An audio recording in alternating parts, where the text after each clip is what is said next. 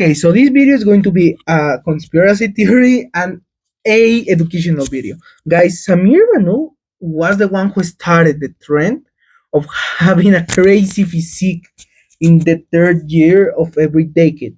The decade since 83. Decade, yes, that's the correct word. So imagine, guys, this. Just think about this.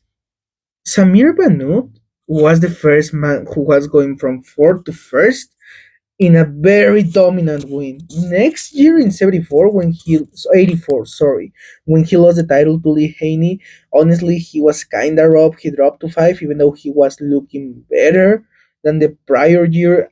I mean, I can get that Lee Haney, like obviously as he progresses, he was able to beat Samir, but at least I have Samir winning one or two more titles, like being a three times Mr. Olympia winner. It will not be like a run in the park for our man Lee Haney if Samir was not politic down so badly.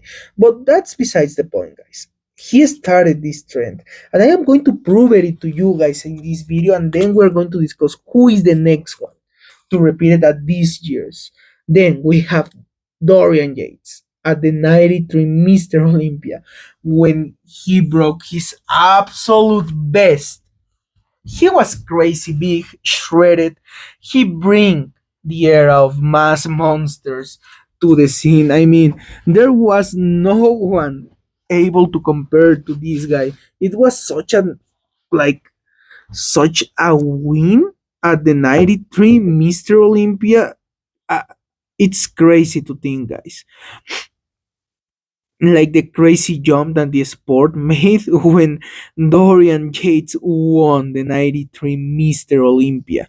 But that does not end there, guys. Then 10 years later, we got what is arguably the best physique of all time in Ronnie Coleman. Guys, do you remember this '03 Ronnie Coleman after that subpar 202 performance? I mean, guys, honestly, if Jacob Leclerc was at the 202 Mr. Olympia, he would be winning that Mr. Olympia. But then, like Ronnie in 203, he came back with a vengeance, guys, and he was crazy. Like these alien shots, like anyone have been able to get this crazy jet. We will see someone like him. I don't know if this year or this decade, but there that is that. We also have 2013 Mr. Olympia Phil Heath when he slammed the door with everyone at this year. I mean, you can argue between the 2013, 2011, and maybe 2015 packages being the best of Phil Heath. But this 2013 one, guys, it was crazy. It was really crazy, and he shut down all the competition at this year, guys. It's one of the most remembered years of Phil Heath. So now we are going to start from the less likely to bring this kind of extremely dominant package to the most likely guy. Then we are going to start with Harry Chupan. You're going to be like, why do you have Harry Chupan so low? And the honest truth is because he does not has a lot of flaws, and he's almost maxed out. He can improve, yes. Could he be good enough to retain the title this year? Yes. Those two are very plausible possibilities for Harry Chupan. The thing is, there are a lot of guys coming up who have crazy shapes, crazy muscularity, and they are as complete as Harry, or even more. The same goes from Brandon Curry, which just brought a crazy package to the 2022 Mr. Olympia. Crazy in terms of size.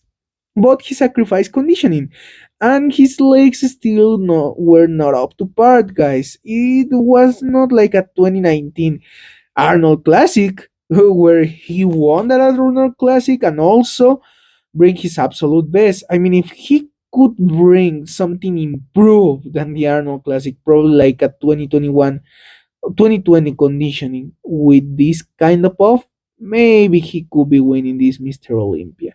Then is Big Ramy, and you're going to say, but he just improved like crazy. And yes, that's true, but we need to give him time. The stem cells are not a treatment that works from one day to another. Sadly, they don't work like that. I do see Big Ramy coming back and even winning the title, but he needs at least 1 or 2 years to really come to his own. Guys, I mean, he is a threat, but not that big of a threat. Then Nick Walker. And Nick Walker, the thing with this man is that we all thought that he was training his legs at his fullest, but in his new videos, it seems like not. So he's like a dark horse. If he gets crazy legs with the same conditioning as this year's Arnold Classic, but better pop, man, that's going to be crazy. Then it's going to be Samson Daura. And you're going to say, why? He improves every show. What are you talking about? And this is the thing, guys. He have been competing for so long that his body is a little bit burned out. And he needs to bring his back and his lats, and that normally takes time, guys. So maybe it's not going to be this year, maybe it's going to be next year, but I don't know if he's going to be the one. Then we have Andrew Jack, who's a little bit more likely, and I'm going to explain why. He has much more room to improve, and he has a more similar, like you can argue that he has a better structure than Samsung. The only thing that is holding him back is his muscularity. So as he brings up his body parts, he's going to be crazy, guys, and very tough to beat. The same goes for Derek Lunsford, and in my opinion he's the most likely to bring a package like that because he is able to improve crazily.